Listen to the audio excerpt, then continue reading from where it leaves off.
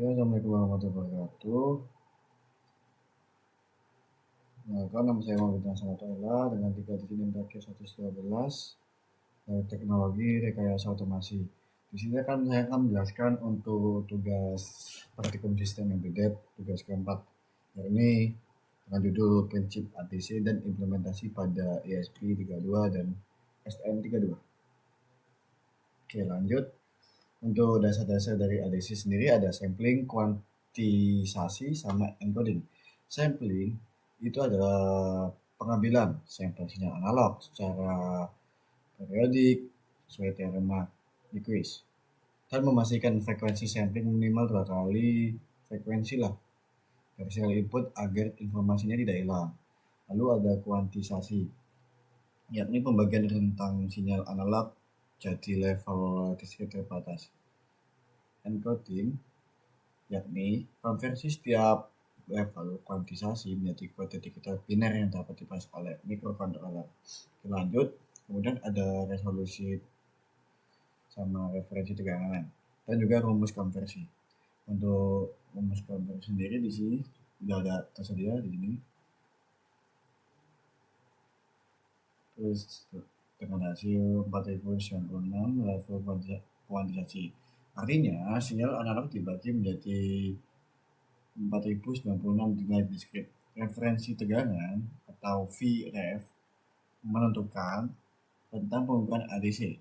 Semakin presisi VREF, semakin akurat hasil konversi digitalnya. Contoh, VREF-nya itu 3,3 volt.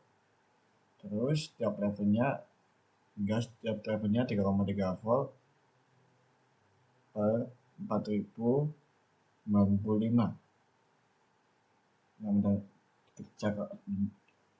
Kalau dijumlahkan yakni ada 0,806 volt.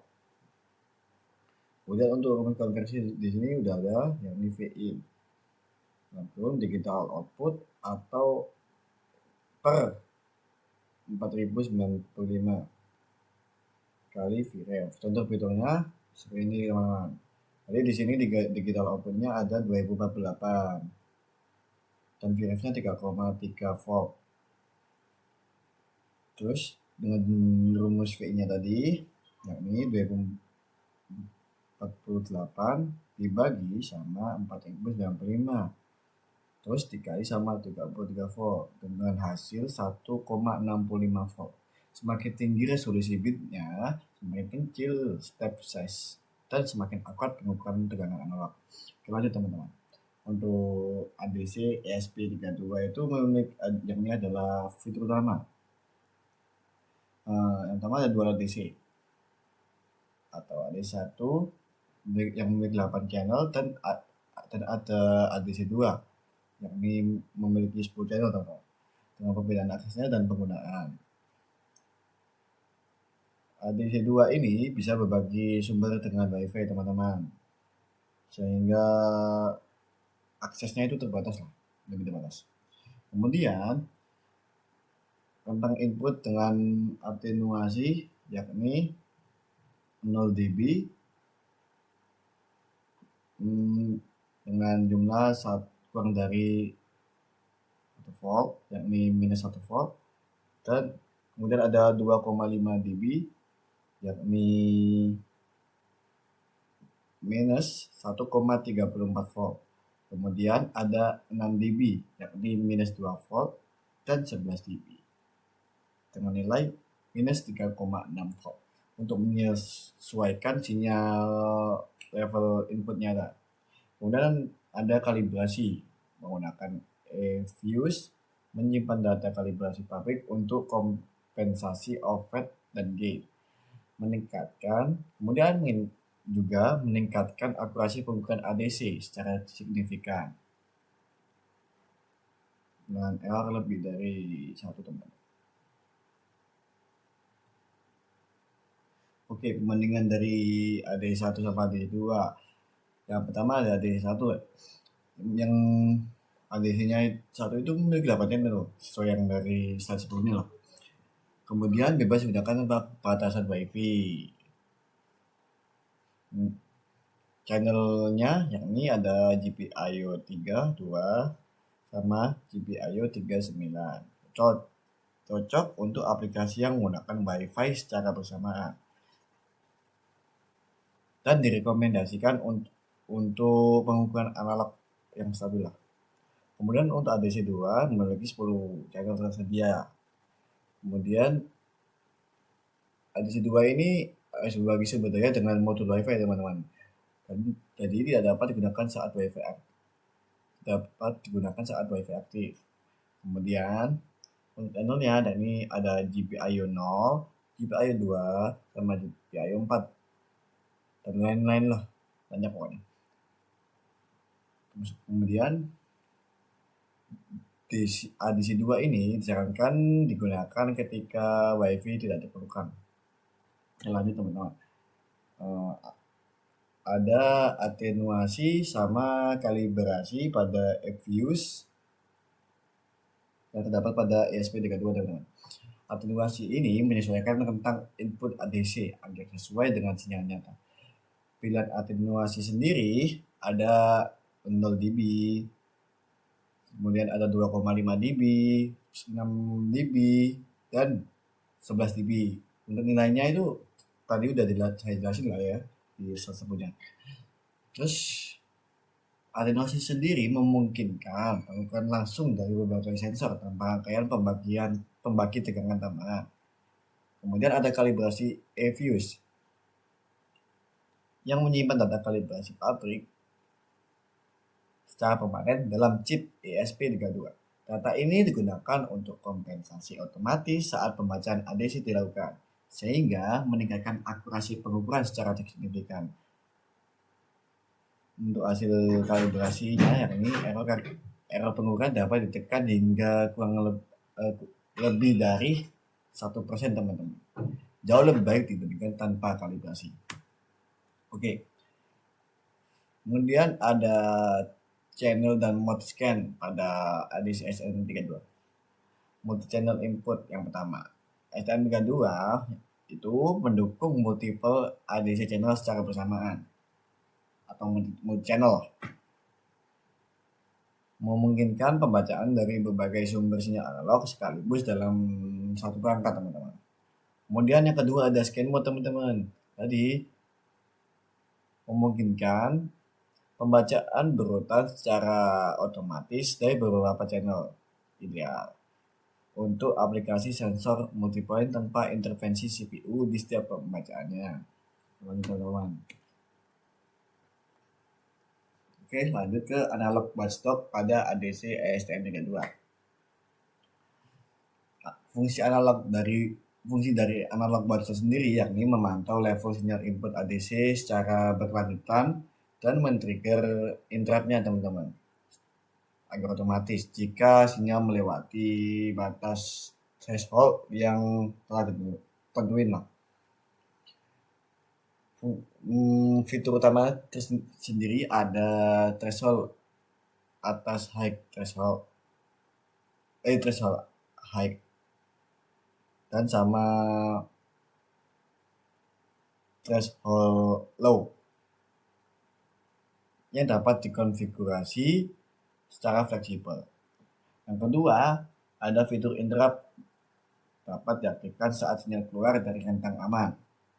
Kemudian ada bisa mendukung monitoring satu channel spesifik atau semua channel sekaligus penggunaan untuk proteksi dan monitoring secara real time. Sekaligus.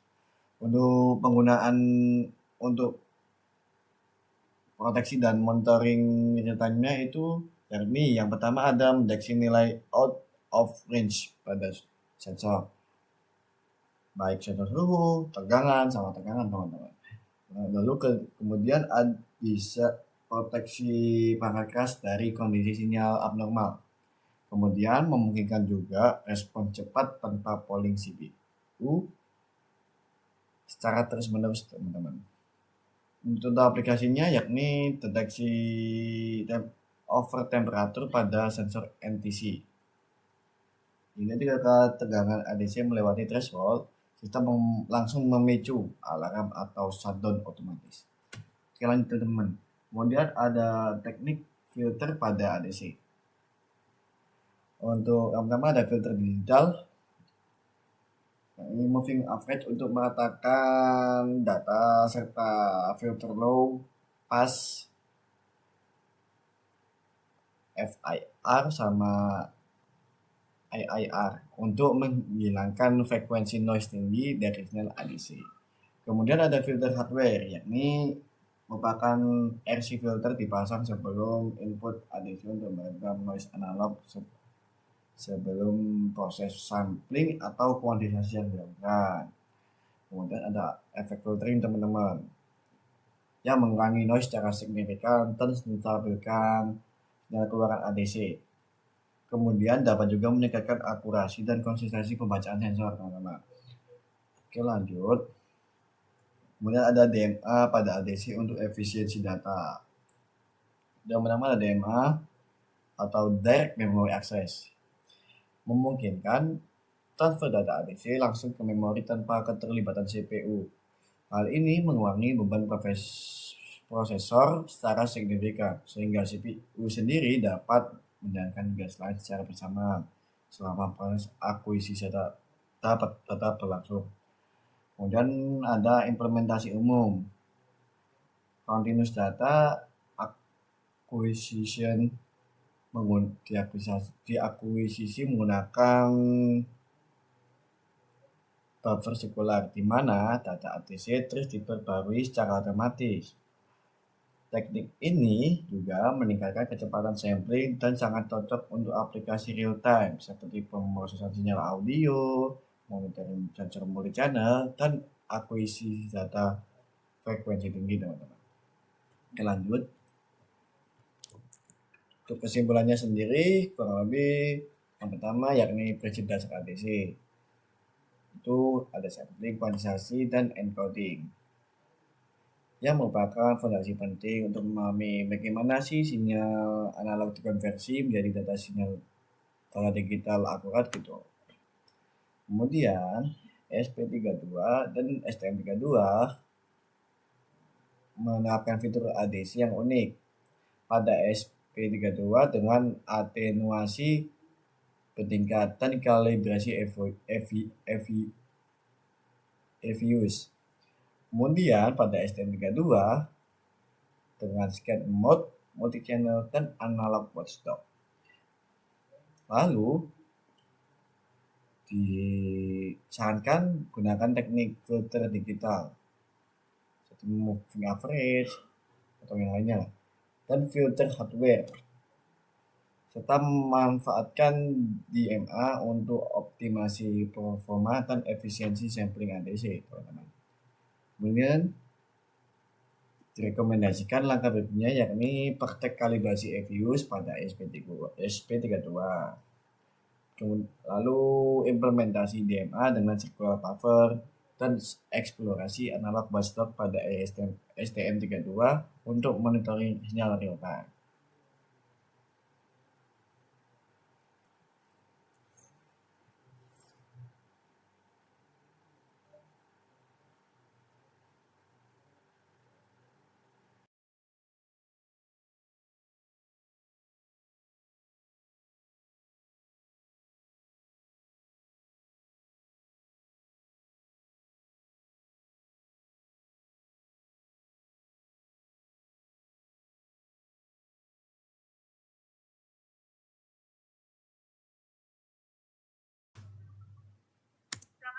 Baik, ini untuk program dari DAP22-nya. Kita pada VS Code.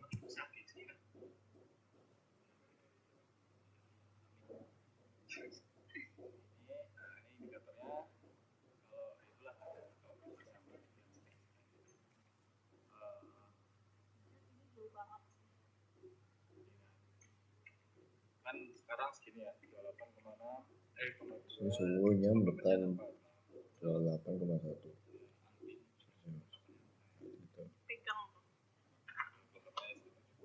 Nah, kita pencet kelembapannya 70, akan terus naik ketika dipencet.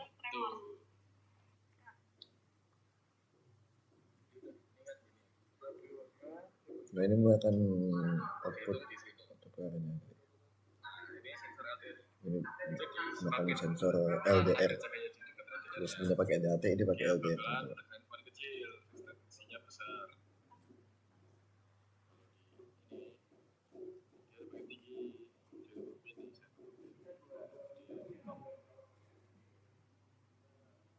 Kenapa LED-nya? Oh ini nih LED-nya nyala. Nah ini LED-nya nyala. Bisa pakai. Oh ya tuh. Pakai ini mati LED-nya. Nggak kelihatan ya? Dari sini kali. Kelihatan. Nah ini nyala. Nah tuh.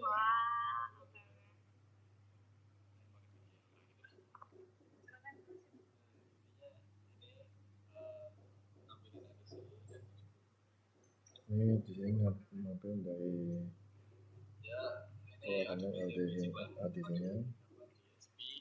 Memang di sini artinya menggunakan pin 3,34. Tersambung dengan HP-nya tadi udah tersambung dengan potensio juga.